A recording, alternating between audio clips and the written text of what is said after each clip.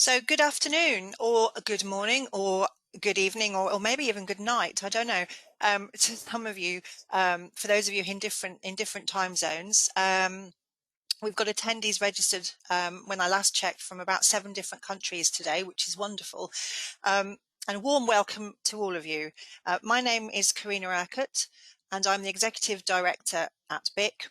We're delighted to have so many of you attending this brunch session today, which is all about maximising online discovery, something that now more than ever, particularly with the COVID pandemic, and especially in this last quarter in the run up to Christmas, as we'll soon hear from our speakers, is crucial for driving sales. We'll be tweeting about this event using the hashtag BIC Brunch, so please do feel free to join in. Before we get started, just a few housekeeping items. So it's an informal session, and asking questions throughout it is encouraged, but we have actually muted you all. So just to ensure that the sound quality for this event is the best that it can be, because we are recording it. If you have any questions to ask our speakers, if you could wait till the dedicated Q&A session at the end, that would be great. Or if you want to, you can put the questions into the chat box, and I'll see if time permits, if we can slot those in as we go. Equally, in the Q&A session at the end, you may just want to speak to the speaker and ask the question directly, which is great. So the agenda for today. So I'm going to give a quick introduction, just a bit about BIC, BIC about the event, etc. Then we'll hear from our sponsors, Nielsen Book. We'll hear from Joe Shaw. Then we'll move into the main body of the event, and we will be discussing maximising online delivery with Clive Herbert from Nielsen, Caroline Summers from the Paperback Shop, and Ruth Jones from the Ingram Content Group. Then we'll have a session for questions, and I'll wrap up at the end.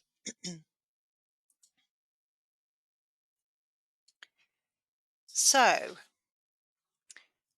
this event is brought to you by BIC, or Book Industry Communication. But who are we? For those of you who don't already know, BIC is a UK-based, not-for-profit members organisation sitting at the heart of the book industry, creating standards, best practices and resources that form part of the DNA of your supply chains. We help your organisations become more efficient, save money, become less wasteful, and hopefully ultimately greener, which is something we should all be concerned with at the moment. We're at the cornerstone of the book industry, holding a unique position of trust, facilitating UK and international industry-wide collaboration to reach agreement on dependable standards and best practice in the supply chain. You can find out more about us via the link on the slide there, but don't worry about writing links down. We'll be sharing the slides later on our website, so if you don't get a chance to write them down, you'll be able to refer to them later. So how do we operate?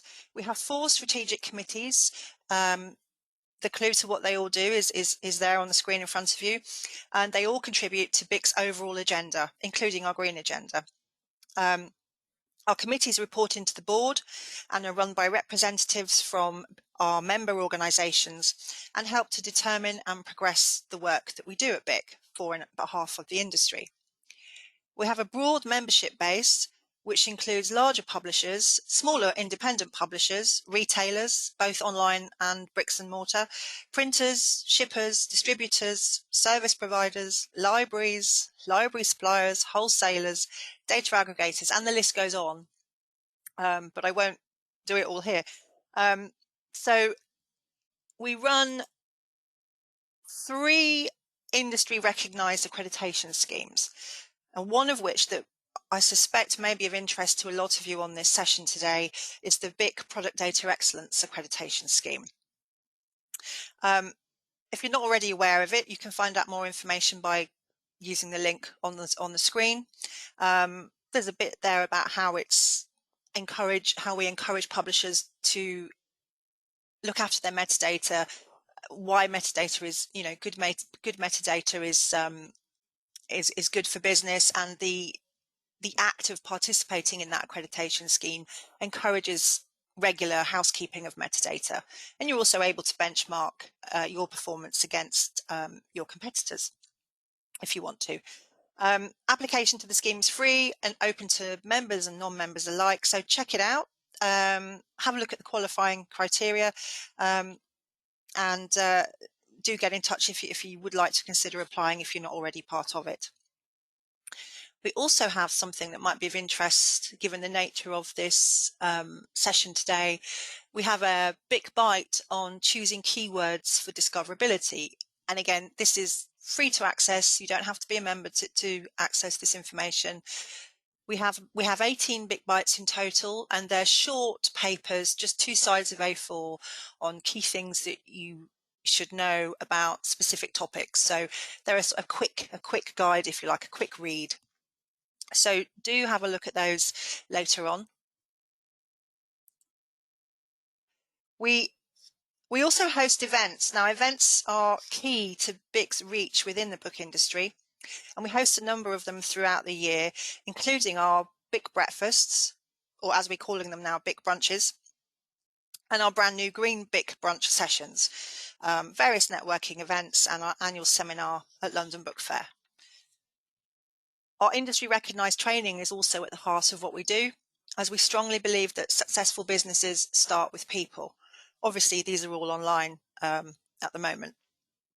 We welcome your engagement and interaction with us, and as you can see, we're on all the usual social media platforms. So, very quickly then, what is a BIC brunch? It's a short, informal, 60-minute session online. It's dedicated to industry topics, on particular supply chain issues, with industry expert speakers. So please do make the most of this event and our speakers today by asking any questions that you might have. Further information about all forthcoming BIC Brunch and also green BIC Brunch sessions can be found on our website via the links on your screens. So today's session then will be a masterclass in improving your metadata for online discovery. You will hear about consumer trends during the coronavirus pandemic, the role of online discovery and the importance of metadata, and the utilisation of keywords to enhance the SEO of products and the importance of understanding your audience. So, without further ado then, I will hand over now to Jo Shaw. Jo is Sales Director at Nielsen Book Discovery and Commerce at Nielsen Book. Nielsen are the sponsors for this event, and Jo is going to share with us today a bit about Nielsen, how discovery fits into the global book supply chain, and the importance of accelerators and winning strategies. So over to you, Jo. Thanks, Karina. Can I just check that you can hear me okay? Yes, can hear you loud and clear. Super.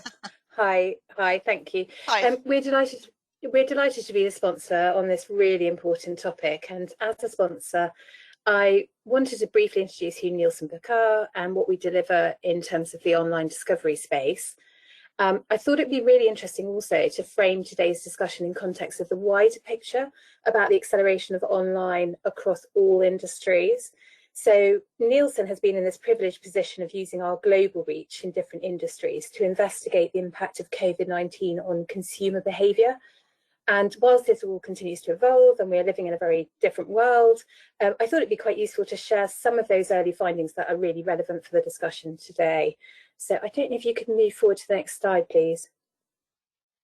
Thank you. So many of you will already have an idea who Nielsen Book are and what we do, but as a simple recap, we have been integral to the book industry since 1858, and we are custodians of the ISBN agency for UK and Ireland.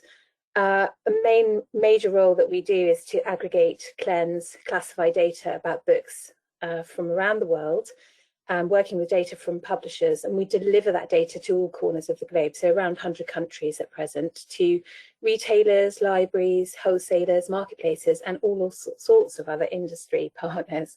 So those are key parts of what we do. We also have our transaction services that handle millions of orders for the book trade each year, and we measure book sales in many markets around the world as well. So that's a sort of bit of an overview.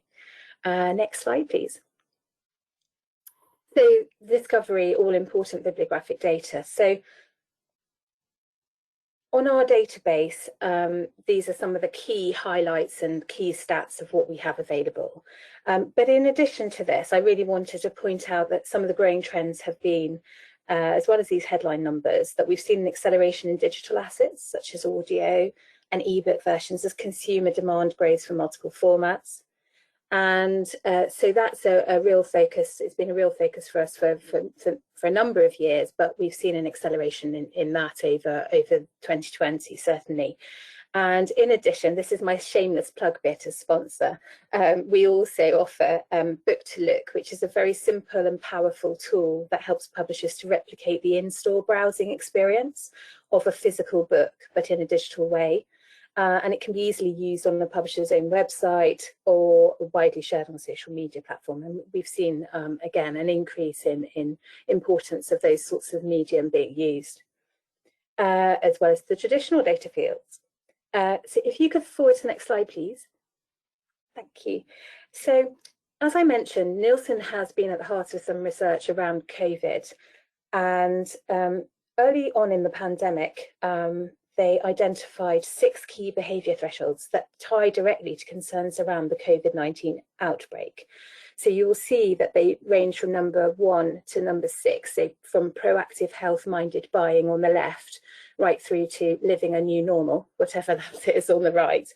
And these thresholds really offer signals of spending patterns and changes.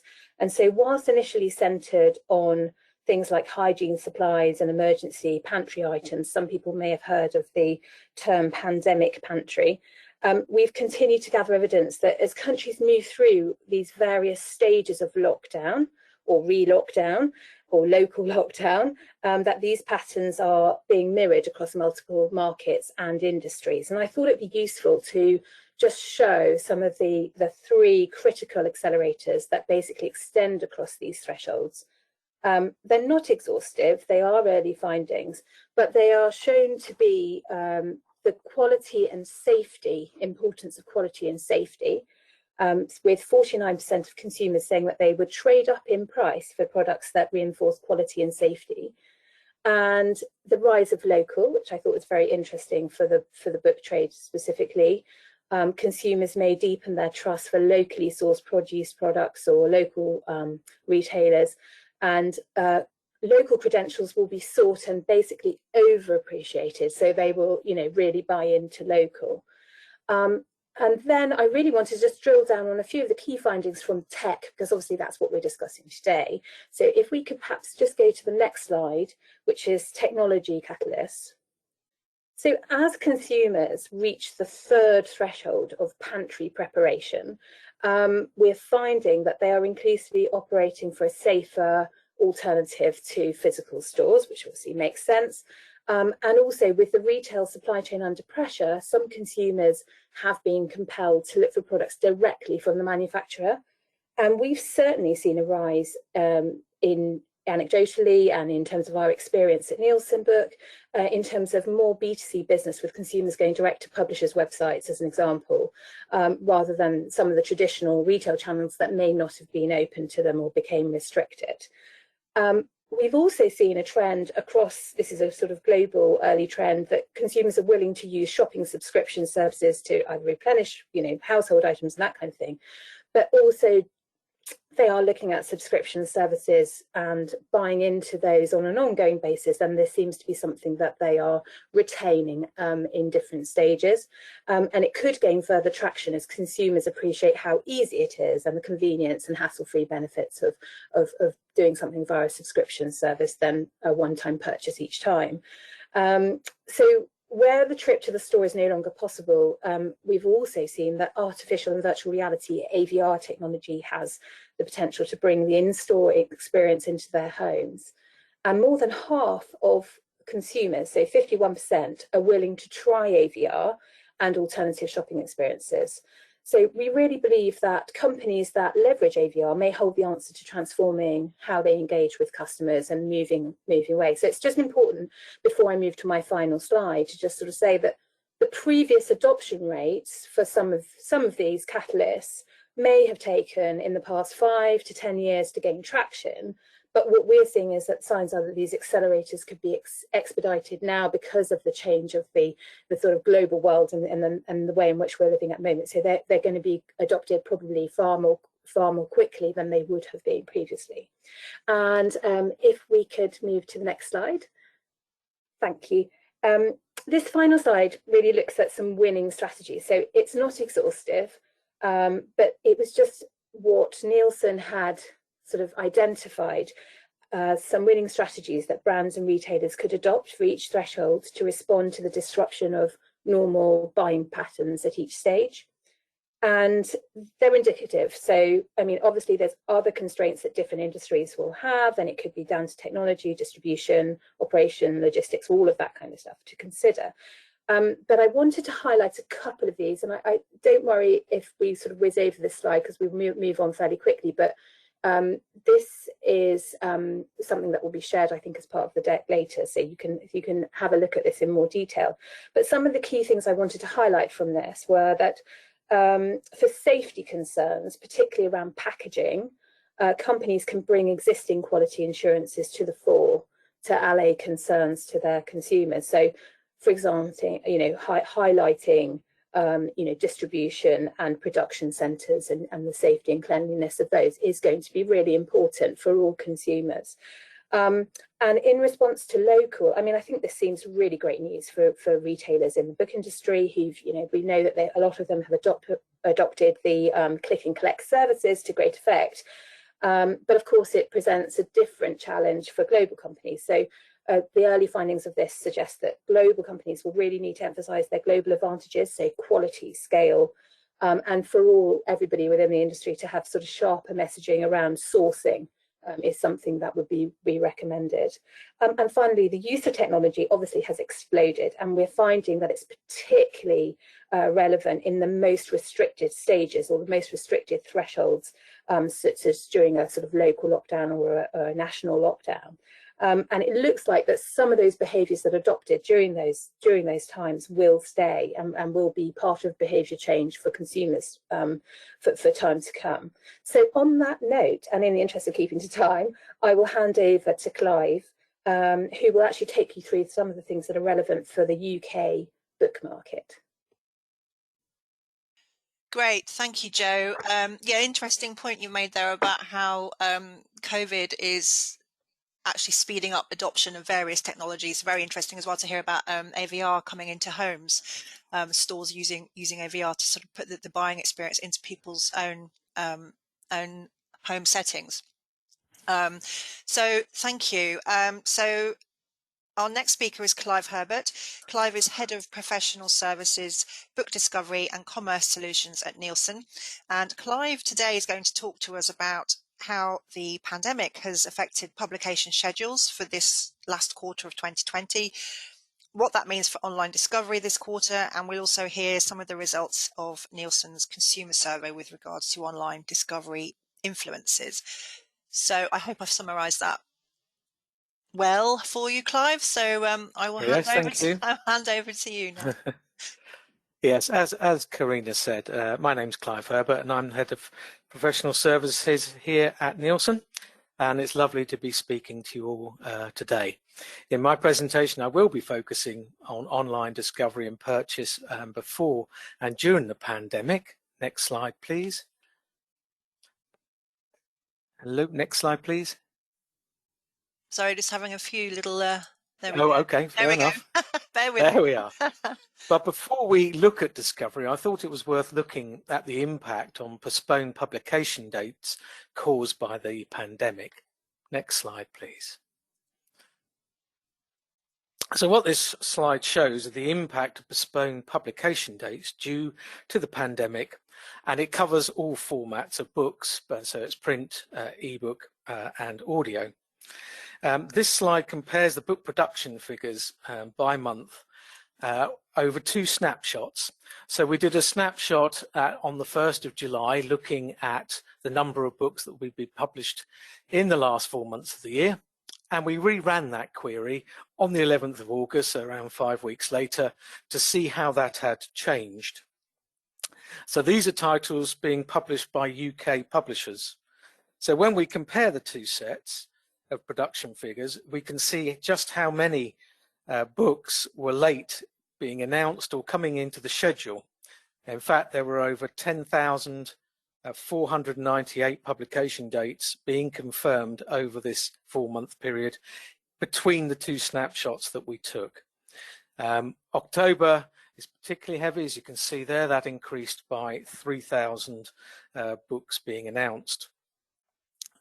So in an ordinary year, normally wouldn't see that sort of variation over a very short space of time, because most publishers, large publishers and medium-sized publishers, supply data to the BIC standard of 20 weeks ahead of publication date or better. So there was a lot of activity around publishers finding the announcing the publication dates for many books. Next slide, please. There's been much interest in the media about the number of titles being published over the 2 Super Thursdays, one in September and one in October, and whether booksellers would be able to cope with the sheer volume of titles being published on those days. This slide confirms the dramatic rise in the number of printed books being published on the Super Thursday in October this year against the relevant days in both 2018 and 19. The number of hardback books being published this year is significantly higher than either the previous 2 years. This may point to more lead titles being published in October on Super Thursday this year against the comparisons of the previous 2 years. Next slide, please. So now that we are going to move on to looking at the discovery. Next slide, please. And for that, we'll primarily be using data from Nielsen's ongoing monthly Books and the Consumer Survey, which adds rich consumer purchasing data to supplement Nielsen's Book Scan and PubTrack digital sales tracking services. So a quick recap for those attendees who aren't familiar with our Books and the Consumers Survey. Books and the Consumers uses interviews with nationally representative sample of around 36,000 book buyers per year, who give us details not only of their characteristics, but also of the new books that they bought in the month prior to the interview. This includes books bought in all formats, print, ebook and audiobook, and from retail and online sources, whether bought in person, online or by subscription. Each year, this gives us detailed consumer behaviour data on around 80,000 book purchases. And with the survey running since 2012, that means we have data on over 650,000 individual book purchases. So with the background of this data explained, let's see what happened to online discovery and purchase before and during the pandemic. Next slide, please. So this chart focuses on the 3 most important ways consumers are discovering and purchasing books online. And these figures are shown by the percentage of books bought. So this is looking at how consumers discovered the books they want and went on to buy them. This is across all formats, print, ebook and audio. Clearly, there are significant increases in the percentage of books that were discovered by consumers whilst browsing or searching online. And increasingly, those smaller increases related to consumers who follow authors or series via social media and who use an online review or recommendation to influence their purchase. This chart clearly illustrates the switch to online discovery from the first quarter going into lockdown. Next slide, please. This chart is similar to the last one, but this time it is focused on just printed books. As you might expect, as consumers weren't able to visit bookshops because of the lockdown, the percentage of printed books discovered and bought online increased. The increase for printed books was more pronounced than the percentage increases when we consider all formats, with browsing and searching online being higher by another 1.5% as opposed to the general market, and some smaller increases of 0.8% and 0.5% for following authors online and online reviews respectively. So next we look at online discovery across the lockdown period from April to the end of June. Next slide please. Now just have to look at the methodology here because it is different than our normal books and the consumer. So as it says, we were surveying to examine the impact of COVID-19 virus and subsequent lockdown on UK book reading and buying habits. And there outlines the 3 waves of field work that we have undertaken. And instead of the being 3,000 UK adults being surveyed each month, these were based on groups of 1,000. As usual, they were nationally representative of UK population by sex, age, social grade and region. And the other point is that the report summarises the findings from the 3rd wave, highlighting the changes from the 1st to the 2nd, and then on to the 3rd, and in some cases combining data from all waves to allow more robust cross-analysis. Next slide, please. Sorry, can you click again, Karina? Thank you very much. So this differs in what we're looking at is the percentage of the consumers rather than the percentage of books bought. Overall, when we look across those 3 waves, our research shows that there's very little change in how consumers are discovering books online across the 3 waves. Looking at online discovery in its different guises, we can see that general browsing on bookseller websites is slightly lower by just 1% in the most recent research from June. Looking for special offers online has remained constant with no change, as has reading reviews on bookseller websites and attending online book groups. Online adverts on mobile devices has slightly increased, but just by 1%. So what we're seeing is a very stable picture across the 3 waves that we looked at from the end of April until the end of June. Next slide, please. So in summary, the autumn-winter publication schedules have been enormously affected by the pandemic, which we saw earlier in the slide. There are over 30% more new titles being published on the Super Thursday in October. So that's 30% more paperbacks and 30% more hardbacks than there were last year. And increasingly consumers discovering all formats of book online, and its discovery influence on printed books is more pronounced since the pandemic. And online discovery during the pandemic has remained reasonably constant. Next slide, please. So it just remains me to thank everyone for listening, and I will pass you back to Karina. Thank you. Great, thank you, Clive.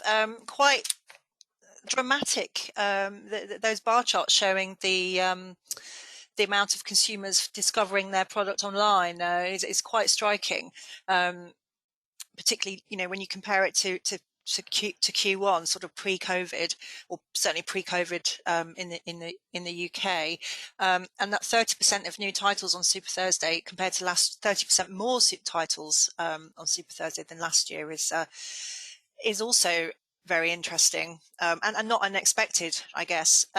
So with that information in mind, we need to talk to the retailer.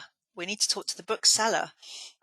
So I'm going to invite Caroline Summers to speak next. So Caroline is Sales Director at the Paperback Shop. And Caroline's going to share with us today how publishers and retailers can work together to improve online discovery, the importance of SEO and the role that metadata plays in that, and what information really matters to booksellers. And crucially at this time, as we've just seen, how to make your book stand out in a crowded marketplace. So with 30% more titles Super Thursday this year than last year, and with the the increase that we've just seen from Clive of online discovery, what can you do to make your book stand out? So without further ado, I will hand over to Caroline, and I will just ask Clive to mute himself. Thank you, Karina, for that introduction. Thanks, Clive. And thanks very much to BIC for inviting me to join the session on maximising online discoverability. So for those of you who don't know us, the Paperback Shop are the UK's first virtual book supplier, offering over 12 million titles to our customers around the globe. We're celebrating our 20th birthday this year and are based in the beautiful town of Fairford in the Cotswolds. Next slide, please.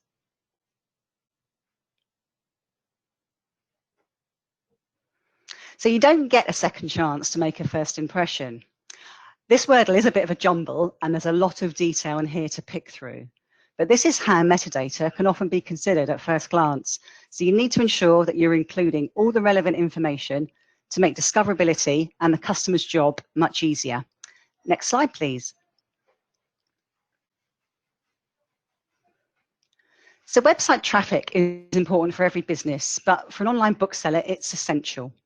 The online book market is growing, and with the paradigm shift to e-commerce this year, your titles have to be discoverable. Indeed, the big blockbusters by the well-known authors from larger publishing houses have an easier job of this because their loyal following will already be looking for the next big release. But what about those brilliant backlist titles that still have so much to give? Without great metadata, you might not be able to find these books. So having spent a good part of my career working for publishers, it really amazes me how many people still think metadata is an admin task, something that takes up a lot of time to input, and is not really that useful. Taking the time and giving this the attention it deserves will ensure you really reap the rewards. Complete and accurate metadata aids sales, but incomplete and accurate metadata hinders sales. So if you sell online, you don't have a physical bookshelf to show off your wares. So your shop front is your website, making the data you receive the building blocks of everything that you provide. For an online seller, it's how we speak to our customers, and it's how they remember us, both in a good way and a bad way. Next slide, please.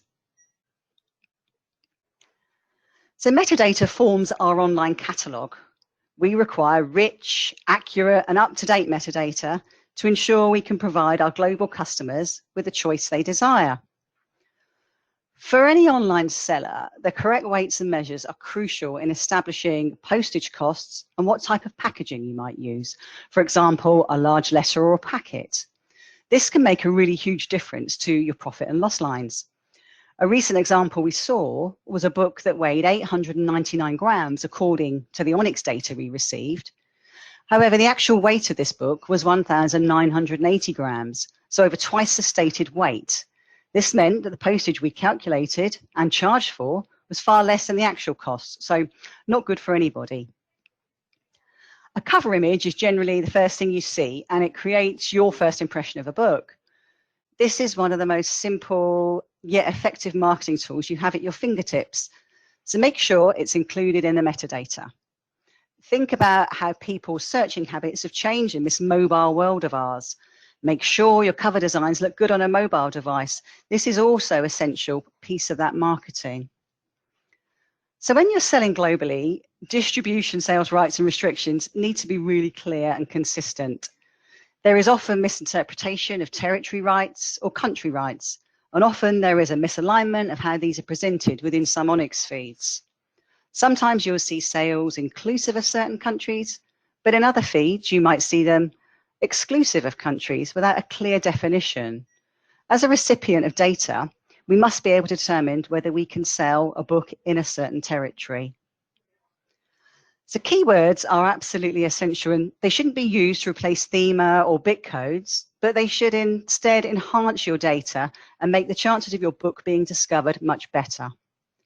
Put yourselves in the shoes of your customer. What words would you use to discover the book you wanted? Try putting some of these keywords into Google and see what that returns. Where possible, be specific and not generic. Using a search term of American football brings up a selection of books ranging from kids and travel to other sports and completely irrelevant books, whereas using the term NFL American football returns books relevant to that search term. Don't overload the keywords. Keep them accurate and helpful, making the searching easier. We found that around 10 or so well thought out keywords is usually a really good number. So inaccurate bindings are a bibliographic nightmare and frankly just plain lazy. For example, we recently received some data for Paddington Bear, and it was given the binding code of BC Children's Book. So imagine our surprise when we placed orders for this and received a Paddington Bear toy and not a book as expected, gorgeous as he is. So make sure you get your new title information out to suppliers, at the very least 6 to 9 months ahead of publication, earlier if possible. Within this data, make sure you can control and manage any embargoes or any on sale dates that you might have. Next slide, please.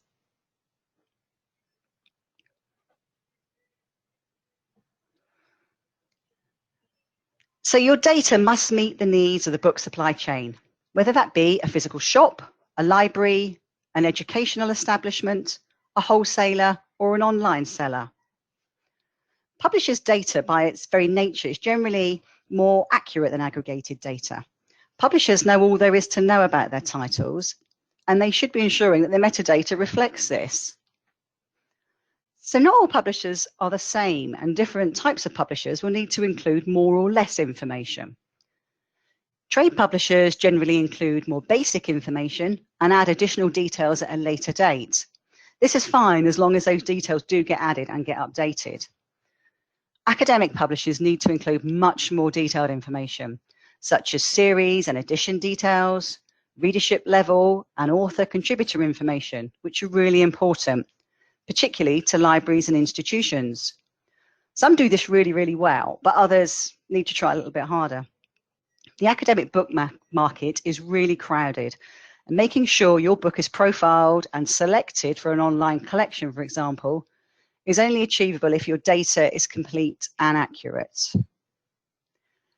Many booksellers make use of the ONIX data for additional marketing tools, and they can curate lists of titles by subject area or by any other kind of search term that a customer might require, and to also promote new titles.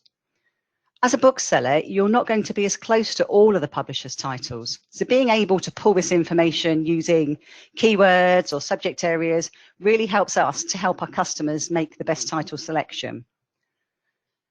Keeping the data current sounds really simple, but it doesn't always happen. Please just don't insert it and leave it. This is a living, breathing, evolving thing. Pub dates move, so keep them updated.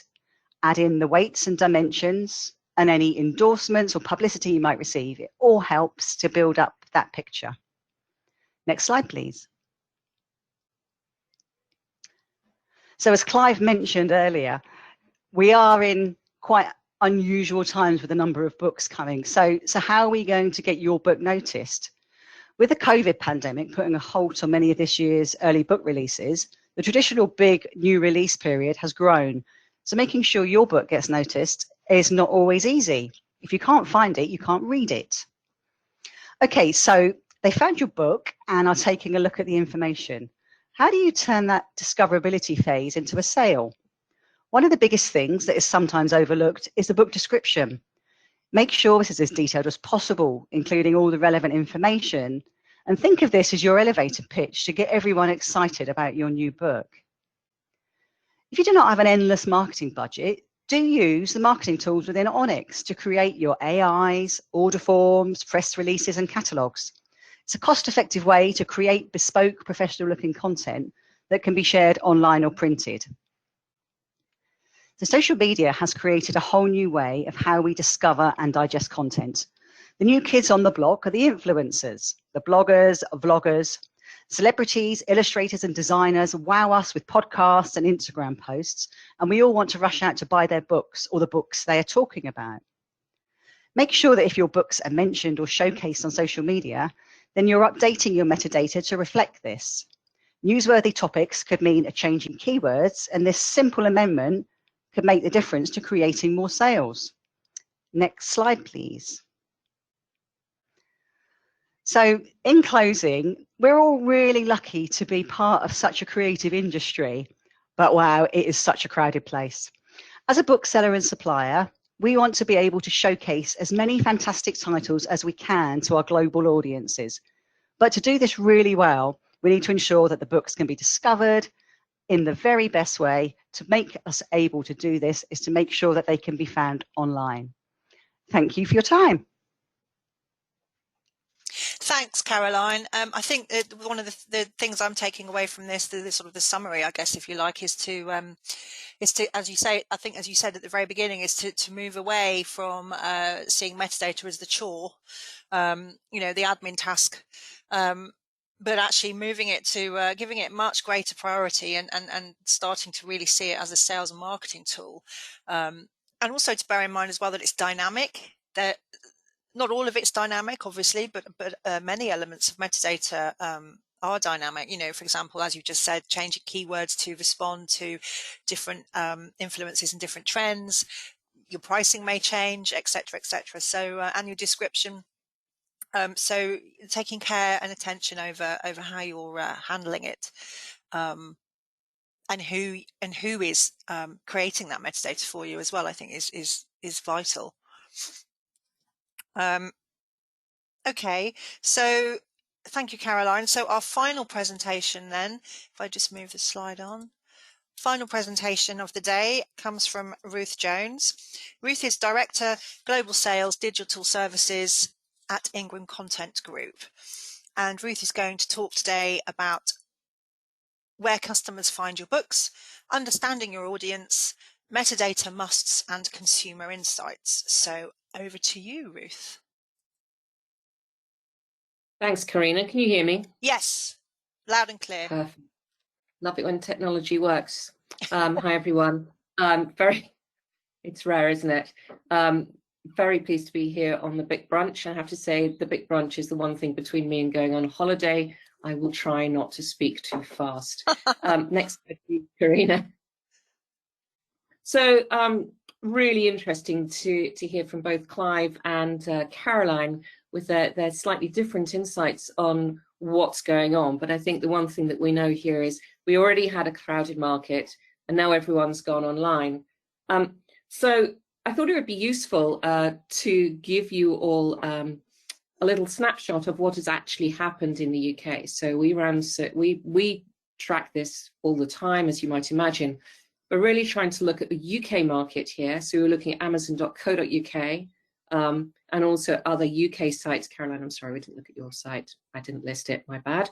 But looking at what happened over the COVID period and what's happened in terms of how people are really starting to look. You can run these reports yourselves if you have the right tools. But looking at the devices here and looking at Amazon, you can see, look, all of the visits are up. The same is true across, certainly for Waterstones, not so much for Wordry, and Hive remains the same, and I'm not surprised by that. But generally, what we're seeing globally is site visits are up. Oh, we've lost you. Ruth, can you hear me?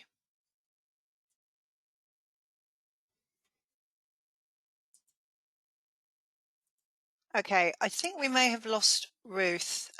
So what we can do is just give her a few minutes to come back. What we can do then is, if we have any questions while Ruth is trying to come back, we will see if we have any questions for Clive or Caroline or even Joe from anyone.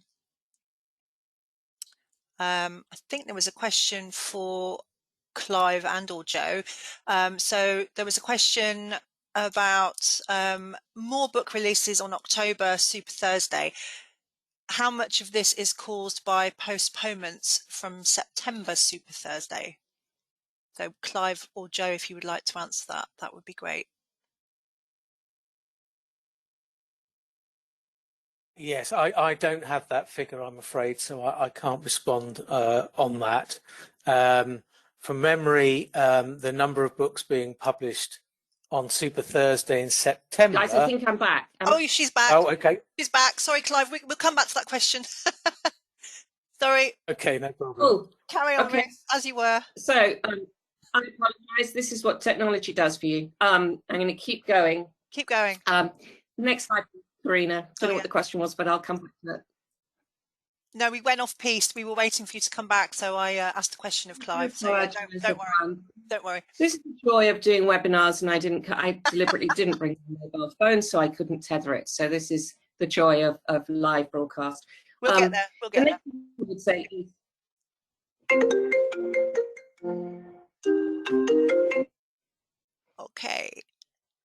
okay, I'm still here. Understand and segment your audience. So it's one thing to know that everyone's going online. It's quite another thing to understand who those customers are. And I thought it's very interesting, the ongoing data that is collated in the field from Nielsen. And we're really starting to look at what happens on your own sites, what's happening with your own Facebook information, and looking at what's happening out there in terms of the data that you can glean. So this is taking a look at your audience of people who like books and Waterstones. I don't work for Waterstones, but just happen to look at this. So knowing who your audience is really helps influence how you can influence your discoverability of your titles. Next slide, please, Karina. Yep. So slightly shameless plug, but I think useful. We have a tool that's called Marketing Insights, and we use that tool to pull together data across various sites, across Amazon availability, and also across social media, to give publishers tools that can start to take a look at what's happening with their titles and where the opportunities might lead. So there are other tools out there. I'm just going to use this, but it is something that I think we're going to have to start to look at in terms of using technology to drive where we pay attention. It's one thing to have Super Thursdays with lots of front lists. That's one challenge. It's another challenge, as Caroline said, to keep your backlist evergreen and responding to the marketplace. So again, put yourself in the lens of the consumer. If there's a lot of chatter about your book, do you know about it? Have you done something? Have you done a special offer? Use the metadata as your merchandising tool.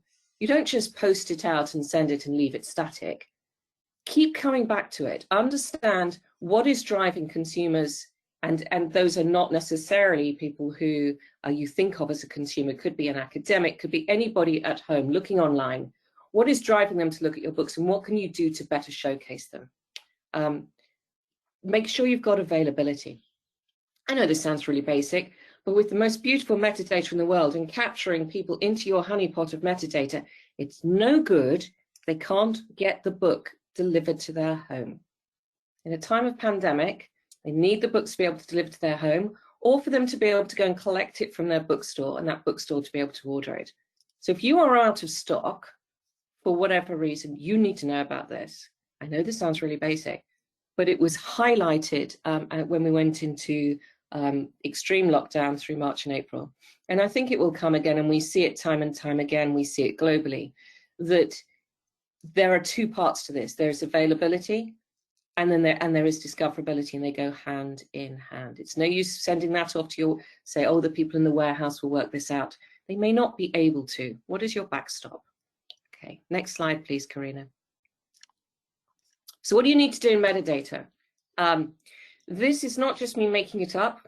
This is based on lots of research that we did as Ingram in the last couple of years. And we use this as a base for our advice and in terms of the tools that we give back. But I'm not going to read this out, but have an elevator pitch, bold your first line. If you're looking at something on a phone, I don't need in this erudite book from the most marvelous blah, blah, blah, blah, blah. That's lovely. I'm bored, I'm not buying. You need something that's really going to capture somebody's attention. Who are they? What are they thinking about buying? I think Caroline said that as well. Walk in their shoes and tell them why you should buy the book. What would they get out of it? This sounds so basic. I cannot tell you how many times when we run health checks on publishers that this is just not done. That the description's not well formed, or it runs over the number of characters that would be looked for. We know that this is crucial for discoverability. And now that they're not browsing in the bookstores or not able to do so as much as they used to, really important you understand what is driving the discoverability of your books. Next slide, please, Karina.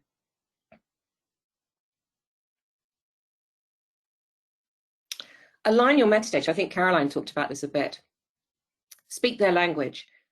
We run tools, you can run tools as well, and we are now starting to look at search terms across Google. You can do this yourself, and we're also looking across Amazon. What are people looking for when they look at your book? What are the other words you could use? Anyone who's tried to write metadata and write the keywords will realize they start writing this. If you do more than 3 books in a go, you start writing the same words, unless you're more imaginative than me. So what is everyone else using? What are the terms they use? Caroline talked about American football. If you look at crime, do they use the words police procedural? What other words do they use? Do they talk about cozy crime? How is this going to help me? What are the other terms? If you were doing a book on climate change 10 years ago, you'd have talked about acid rain. When you look at your older books, do they talk in the 1990s speak, or are there other words that you need to put in there? Do you need to put climate change in there? Because that might not have been a term that you used before. Keep refreshing your metadata. Think of it as the shop front for your title. Next slide, please, Karina. So, some basics, just pulling from the research we've done. You know what a detailed descriptive copy should be. Use up to 4,000 characters. Please use the HTML markup. Many retailers will use this straight, and if your metadata looks a mess, people assume the book will be a mess. It's a natural assumption. Use the consumer keywords. Use phrases to optimize for search engines, the potential buyers. When we polled our retailers, and this is one of the world, well, we are now the world's largest wholesaler, we're able to do so. Look at the numbers of people who use the description. Many using the short description. 20% are using the description behind the scenes. They're using that to drive the search engine that is driving their customers to your book. Pay attention to the words that you use and use the words that matter. Next slide, please, Karina. Categories and subject codes. First, apology here. We're a US-based company. We tend to think in BISAC. We also work with BIC and Thema, just as a caveat. Please use 3 subject codes. Don't just say general. You're in the crowded market. You need to find a place where where your titles can sing within their specialized market. We know that many of the websites may not be optimized for books. They might not be starting to sell books. We sell books through, we know about Amazon, but we sell through Walmart, we sell through Target. So if non-traditional bookstores are using your data, think about how you're going to make sure they can find your books, because they may not be using the structure that is based on Thema, BIC, BISAC. Next slide, please, Karina. And then finally, keywords. A lot of people have talked about keywords. This is the area that is often the weakest from publishers, and it's really important. We know that Amazon definitely uses keywords. As the world's largest retailer, that should make you think that you don't let anything out of the door without keywords. But the big ones first. Some channels will truncate your keywords. Don't put every keyword that you find from a computer algorithm into keywords. That's just going to jumble and make things worse. We know that even if the retailers are not showing the keywords, they are using them. And that use is increasing. We have seen a significant increase. So that's the other piece that we would say. You know, don't think just because I can't see them on the website, they're not being used. That may or may not be true. And given that every other publisher is now looking at how they can optimize their metadata, you don't leave this stone unturned. Next slide, please, Karina. And then finally, in your metadata, and Joe talked about Book to Look, and we have a product called Aereo. Think about previews driving the engagement. You've got a cover, great. You've got great copy, fantastic. You've got keywords. Your books are turning up everywhere that you hadn't expected. Now, how do they find out what the book is like? Use those previews in every single part of your channel campaigns, and make sure that they're everywhere in your B2B and B2C marketing, so that wherever a consumer lands, be it on a Facebook page, Instagram, if they're a bookseller looking online at the data feeds, that they're starting to understand the nature of your book, that it's not a fluffy Paddington Bear, but it is a book. And I could give a similar example for a book on whiskey. Next slide, please, Karina. And I'm not just saying this. We have seen this demonstrated time and time again. So on the left-hand side is taken from a piece of research that came out in 2019 about previews and reviews on ebook purchases, and we can assume that there's a correlation across. If there is a preview and a review, the book is much more likely to have a likelihood of conversion. What we have seen on our platform is that a preview captures, if you think of the honeypot, it captures a consumer's attention. We see between 2.5 to 3.5 minutes time, 5 to 7 pages reviewed, and then up to 17% click-through from that to retail. That's a great conversion rate. We're not doing metadata because it's going to be smart and shiny. We're doing metadata because we want to bring people to discover the books, and then we want to sell through. You've got the availability sorted, you've got the people engaged with your content, and now you've got a way to push them through. And that, I think, is it, Karina. Thank you. Thanks, Karina. Great. Thanks, Ruth. So yeah, really interesting, sort of similar message coming through there. The health check is key. Spelling, accuracy, etc. It's about first impressions, isn't it? I think Caroline as well talked about first impressions. Metadata is your shop front.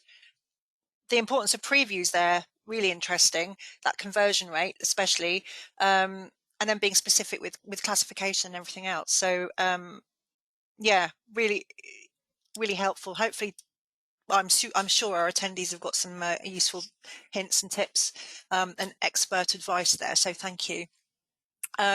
So now we come to the part of the session where we open the floor to you, our attendees, to see if you have any questions. Now I can see from the chat box that there are quite a few coming in, so I will have a look through those.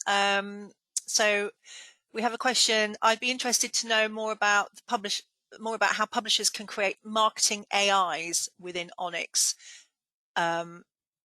As mentioned by the last speaker, so I think at that time the last speaker was Caroline. So Caroline, did you want to take that? Yeah, absolutely. So this is something, certainly I've worked a lot with BooksONIX, and they, within their metadata, ONIX data, you can create AIs, you can create stock lists, you can create catalogues, and it's just, I guess, a sort of smart way of doing it. If you don't have unlimited budgets and things like that, it's a really quick and fabulous way to do it, and it makes it look really great.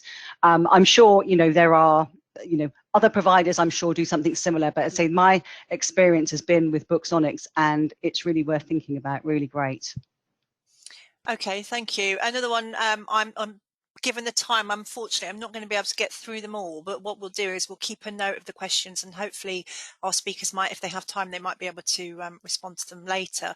The question here, how can we as authors and illustrators better encourage publishers to submit better biographical data? And how can we work together to create illustrator sales data? Karina, it's Jo here. Hi, Jo.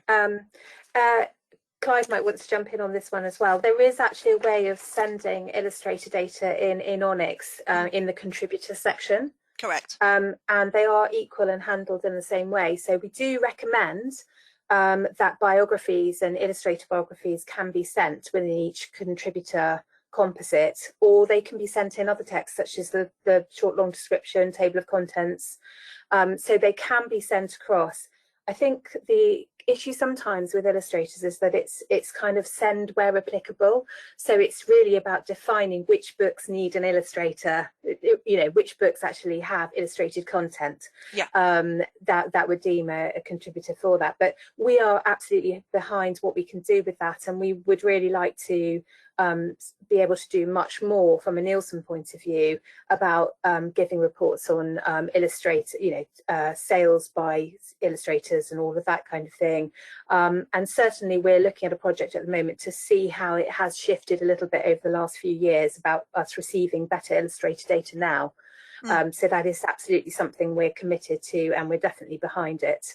So if any of your questioners want to reach out to me separately after this session, I'm more than happy to help. Great. We see it as a huge point. I don't know if Clive's got anything to add.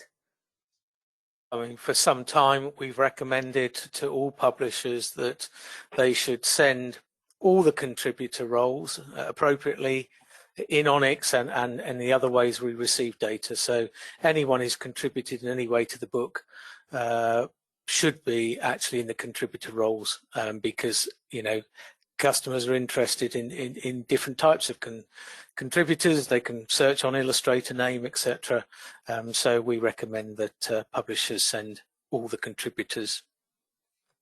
Yeah, and I think from memory, I think Illustrator as well is included now in the new in the revised product data accreditation scheme that we run as well. So hopefully we should start to see that being used more frequently if it's not already being used, which from the question it doesn't sound like it is. Serena, I can jump on one. Oh, and yes, you know, yes. to encourage publishers. So this is, you know, yes, it's supported in ONIX. Yeah. I would not recommend that it's put in the keywords, because that means your keywords will get kicked out, and it's a waste of the space for the keyword. Yeah. Should be put in the contributor. But the other thing I'd say is, you're mad if you don't put it in, because many illustrators have very strong social following. Yeah. And in terms of discoverability, given the very visual nature of social media and the transferability, any publisher that has an illustrator should be putting that in and utilizing that as a sales channel. Yes, completely. Well, and books are being discovered in all sorts of ways, as we've seen from, I think it was Clive's presentation earlier. So it's, you know, vital to have that level of information, I would have said. So just one more question, and then I'm afraid I'm going to have to wrap up. So let me just choose one. Okay, yes. Would you recommend putting the short description at the beginning of the long description, or is this off-putting? To who should I say it to? Any Ruth? Caroline? Oh, I can jump in. Truth. Yeah, go. Oh, go on. Go, Ruth. No, you go first. You first. You can. It's not great, though. I mean, a lot of publishers do this, but it's more important that you get your short description right, and have that bolded headline, and then take a look at some of the character recommendations we've got. Many long descriptions just get truncated because people go overboard. Caroline, your recommendation? Yeah. No, I think I would concur with what you've said there, Ruth. I think, you know, you've got this opportunity to put your information in different areas. Don't just sort of duplicate putting both in the same area. I think, you know, your short description is that short, snappy, bitey piece that you really want to grab people's attention with. You know, the longer description, it gives you a little bit more time to put things in. So I wouldn't recommend, I know to say, as Ruth said, people do it, but I wouldn't necessarily recommend it as best practice. No, I would agree with that as well. You know, in ONIX, there is a specific data element for the short description, and there's a specific one for the long description. And I don't think you should be repeating the short into the long description. Yeah. Okay. Thank you. I think that in terms of questions, that's all we have time for, given that we are ever so slightly over. So I will just wrap up very quickly. Just in summary then, and I'll whiz through this. So we already had a crowded marketplace. It's even more crowded now in this quarter. Everybody's gone online due to COVID. It seems to be that COVID has, it's not that technology wasn't being used by consumers and sellers, but the use of technology has accelerated with COVID. Really important to understand your audience. That is key. Understand what's happening on your own site, with your own social media. Metadata is dynamic. Don't just write it once 6 months before it's published and then forget about it. You need to revisit it. You need to respond to your consumers. You need to respond to their behaviors. You need to respond with, you know, maybe you want price changes, different keywords, etc., etc. Discoverability means nothing without availability. Something that Ruth mentioned there. Get to know your availability. What are you telling consumers? What are you telling your retailers? What are you telling your wholesalers? Do you have stock? Do you not have stock? If you don't have it, when are you getting it? Health check your data, accuracy, spelling, all basic stuff. But as Ruth mentioned, if the metadata doesn't look very good, people will make assumptions about the quality of the book. Align your metadata with your consumer behavior and the importance of a preview. to drive engagement and to push your browser into becoming a buyer. I'm sure there's other things that I've missed, but they were the standouts for me. Which just leaves me then to say, to take this opportunity to say a massive thank you to all of our speakers on behalf of everyone here in attendance today. Thank you to Jo, Clive, Caroline and Ruth for taking the time to share your thoughts, expertise, and also taking the time out just to put your slides together. I'd also like to thank our sponsors, Nielsen Book, who have helped make this event possible today. And to you, our attendees, I'd like to say thank you for joining us. Please do stay in touch. I will show you how to do that just now. So you can stay in touch several ways. We're on Twitter, as you saw before. You can join the mailing list or just go onto our website and have a look. We'll make the presentation slideshow for this event available on our website shortly. And a recording of this whole webinar will be posted to our YouTube channel very soon. Just give us a few days to sort that out. The next regular BIC Brunch will be on the 5th of November and will be on the topic of returns. So check our website for more information and how to register for that over the coming weeks. So just leaves me to say we hope to see you at another BIC event in the near future. And take care and look after yourselves until then. Thank you. Goodbye.